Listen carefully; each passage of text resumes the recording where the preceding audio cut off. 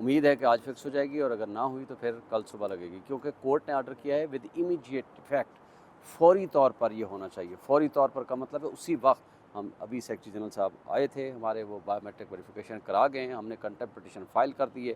उम्मीद है कि आज लग जाएगी, वरना कल सुबह सवेरे लगेगी। इंशाल्लाह इनके खिलाफ कंटेम्प्ट भी लगाएंगे और डीसील भी कराएंगे। देखें, पहली बात है कि हम इमरान खान नहीं हैं, हम इमरान खान के सिपाही हैं।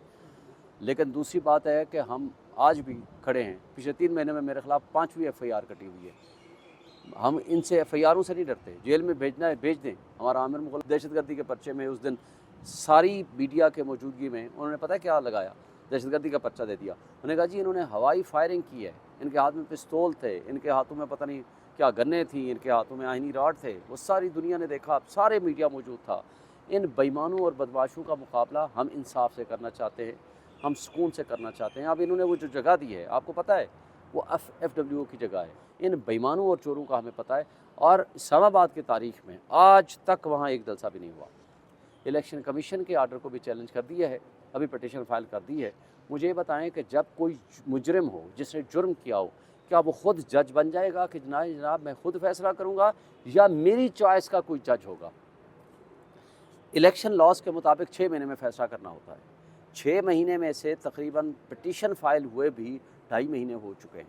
अब अभी तक तीनों जो हारे हुए थे, अब कठपुतली MNAs बने हुए हैं, उन्होंने अभी तक जवाब नहीं दिया और फॉर्म 45 भी जमा ना कराए और वो भाग गए।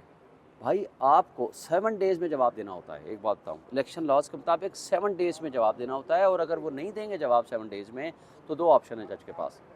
या तो वो उसका हक के दिफा ख़त्म कर देगा, या उसको अगर टाइम देगा तो 1 लाख रुपए जुर्माने के साथ देगा। ना लाख रुपए जुर्माना किया, ना हक के दिफा ख़त्म किया। 2-5 को लगा था, उनको कहा जी 18 दिन दे रहे हैं, 7 दिन देने थे, 18 दिन दिया, नहीं जमा कराया और ना ही अपने फॉर्म 45 लेकर आए। फिर 20/5 को फिर नहीं आए, आकर रिक्वेस्ट की कि जनाब थोड़ा सा टाइम दे दें। फिर जज ने 9 दिन पूरे दे दिए, फिर नहीं जवाब जमा कराया। फिर 29/5 को फिर उन्होंने आकर कहा कि नहीं जवाब नहीं है अभी तक जनाब, फिर थोड़ा सा टाइम दे दें। फिर 5 और 6 तारीख रखी हुई थी और आज जज नहीं है आज तक। बजाय इधर आने के वो भागम भाग जाते हैं, वो जाकर इलेक्शन कमीशन से कि जनाब जज बदल दें, जी जज बदल दें। इल्ज़ाम क्या है कि जज कह रहा है कि जी मैं 2 इल्ज़ाम लगाए। एक ये है कि जज कह रहा है मैं जल्दी केस का डिसाइड करूँगा। वो तो कानून कहता है कि जल्दी डिसाइड करें। हमारे ऊपर इल्ज़ाम ये होता है कि जनाब वकील और जज जल्दी डिसाइड नहीं कराते केसेस को। अच्छा जल्दी हो रहा है तो आपको भी फ़ायदा है अगर आप सच्चे हैं तो।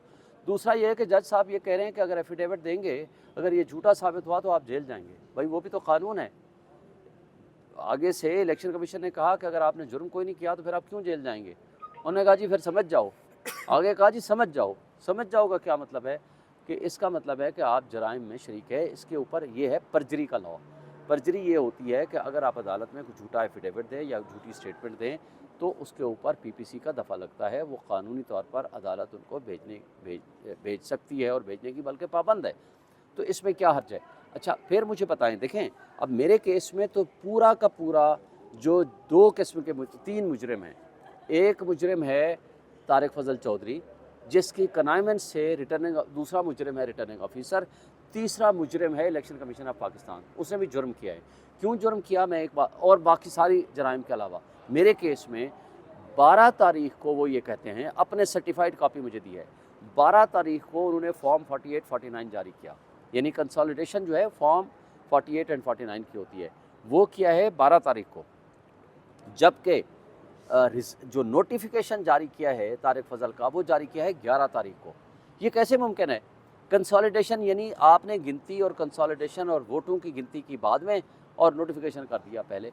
और इसको हाई कोर्ट ने सीरियस नोटिस लिया कि इसका आप जवाब दें। 3 तारीखें हों गुजरने के बावजूद उन्होंने जवाब नहीं दिया। जवाब देने के बजाय कहते हैं कि इस जज को बदली कर लें। तो ये कोई भी मुजरिम जो होता है ना, उसको ये हक नहीं होता कि वो अपनी चॉइस का जज कर ले या ख़ुद जज बन जाए। ये गलत बात है। देखें इमरान खान ने एक बात कही थी कि मैं इक़्तिदार से बाहर हूँगा ना तो ज़्यादा ख़तरनाक हूँगा। मैं इक़्तिदार से बाहर हूँ, मेरा इक़्तिदार उसको मैं नहीं समझता, वो एक सर्विस समझता हूँ। मैं बाहर हूँ तो ज़्यादा ख़तरनाक हूँ उनके लिए। बात यह है कि मैंने हक सच बोलना है। मैं MNA हूँ, मैं MNA ना हूँ। जो बात मैंने बाहर करनी है वही मैंने अंदर उधर जाकर करनी है। मैं इस बात का हल्फ उठाता हूँ आप सबके सामने। मैंने कई दफ़ा चैलेंज किया है तारिक फजल को कि आ जाओ, 2 जगह मैंने बताई हैं, मस्जिद में आ जाओ, शाह फैसल मस्जिद में कई दफ़ा उसको मीडिया की मौजूदगी में मैंने ऑप्शन दिया, आ जाओ फॉर्म 45 ले आओ, तुम सिर्फ कसम उठा लो कि जनाब ये मैं जीता हुआ हूँ, मैं केस वापस ले लूँगा। आज भी आपके ज़रिए चैलेंज दे रहा हूँ। दूसरा, आप प्रेस क्लब में आ जाओ, आ कर के ये सिर्फ बता दो कि जनाब ये है मेरे फॉर्म 45, मैं ऑन ओथ कसम उठाता हूँ जनाब मैं जीता हुआ हूँ, मैं तब भी मैं अपना केस वापस ले लूँगा। तीसरी बात, मैं उनको आज भी कह रहा हूँ, जाएं, छोड़ें ये सारे मुकदमे, आ जाएं हमारे पास किसी जगह, किसी महफिल, किसी प्रोग्राम, किसी मीडिया हाउस के सामने आकर कह दो कि ये है मेरे फॉर्म 45। आपको याद होगा इलेक्शन कमीशन के बाहर इसने आकर प्रेस कॉन्फ्रेंस की थी, फॉर्म का दत्था लेकर आया था। पिछली तारीख में आपको पता है इन्होंने क्या कहा? उन्होंने कहा जिन्हों को फॉर्म 45 होनी ही ना तो फिर वो की करन। फॉर्म 45 मौजूद हैं क्योंकि उनके पास भी वही है जो मेरे पास है। मेरे हक़ में मुस्तफ़ा खोखर साहब ने भी जवाब जमा करा दिया है, जिसके मुताबिक उसके फॉर्म और मेरे फॉर्म 45 एक है।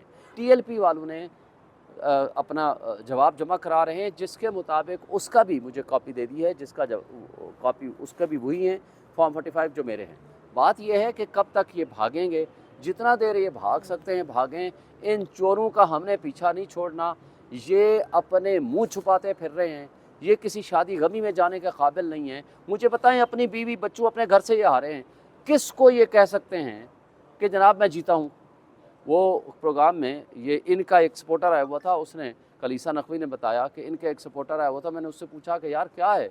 उसे कहता है इनके सपोर्टर ने एक लतीफ़ा सुनाया। उसने कहा जी, गीदड़ से पूछा कि यार हम ज़्यादा दिलेर ताकतवर हैं या शेर? उसने कहा कि यार ताकतवर और दिलेर तो हम हैं, मगर बस दुआ करो कि शेरों से मुकाबला ना हो जाए, सामना ना हो जाए। तो बात वही है कि वो सच का सामना नहीं कर सकते। जो एक ऑनेस्ट जज है उसके ऊपर आपने इल्ज़ामात लगा दिए, इसलिए उनका वकील उनको छोड़ के भाग गया, सरदार तैमूर असलम, और कहा गया कि जनाब शोएब शाहीन यहाँ का वकील है। एक बात आप बता दूँ, जस्टिस तारिक महमूद जहांगीरी साहब बड़े ऑनेस्ट कॉम्पिटेंट जज हैं, हमारे दोस्तों की तरह हैं, हमारे कुलीग रहे हैं, लेकिन सियासी तौर पर सारी ज़िंदगी वो मेरे मुखालिफ रहे हैं, मैं उनका मुखालिफ रहा हूँ। उन्होंने सारी ज़िंदगी ना मुझे वोट दिए, मैंने कुछ 10 इलेक्शन लड़े हैं, ना मैंने उनको कभी वोट दिए हैं। वो भी हाई कोर्ट बार के सदर रहे हैं, मैं भी सदर रहा हूँ, वो डिस्ट्रिक्ट बार के सदर रहे हैं, वो जनरल सेक्रेटरी रहे हैं, मैं इस्लामाबाद बार काउंसिल का मेंबर चेयरमैन रहा, मैं पाकिस्तान बार काउंसिल का चेयरमैन रहा, मेंबर रहा, लेकिन ना उन्होंने कभी मुझे वोट दिया ना मैंने दिए। और बल्कि इतराज़ अगर होता तो हमें होता कि जनाब हमारे मुखालिफ ग्रुप से हैं। दूसरा, जो मेरा मुखालिफ वकील था जो अब उनको छोड़ गया है, सरदार तैमूर असलम, आप सारे बेहतर जानते हो, सरदार जस्टिस रिटायर्ड सरदार असलम साहब का बेटा है, और जस्टिस रिटायर्ड सरदार असलम साहब तारिक महमूद जहांगीरी साहब के उस्ताद मोहतरम थे। अगर मैं कहता तो उनका आपस में ताल्लुक़ बनता था, लेकिन एक ऑनेस्ट कॉम्पिटेंट जज के पास जब किसी का सगे भाई का केस भी आ जाए, दे आर अंडर ओथ, उन्होंने इंसाफ करना है रिकॉर्ड के मुताबिक, कानून के मुताबिक। रिकॉर्ड आप पेश नहीं कर रहे, जवाब आप दे नहीं रहे, आप चूहों की तरह वहाँ छुप गए हो, और उन मुजरमों के हाथों में जिन्होंने खुद शरीक जुर्म है आपके साथ। वो क्या कहते हैं ना, शरीक जुर्म ना होते तो मुखबरी करते, क्योंकि आपके साथ वो शरीक जुर्म है इलेक्शन कमीशन और रिटर्निंग ऑफिसर और वो कठपुतली और नाजायज़ MNAs। चूँकि जिस तरह वो नाजायज़ औलाद होती है ना, इस्टेब्लिशमेंट ने इस दफ़ा नाजायज़ MNAs पैदा किए हैं और उनको पाल पोस के बड़ा किया है रिटर्निंग ऑफिसर ने, उनकी सरपरस्ती और परवरिश की है इलेक्शन कमीशन ने। तो ये तीनों सारे जराइम में शरीक कार हैं। तो आप नाजायज़ों से पूछेंगे कि जनाब आप बता दें कि आपके जो दादा बाप ने जो आपकी परवरिश की है वही फ़ैसला करेंगे कि जनाब कौन सच्चा है और कौन झूठा है।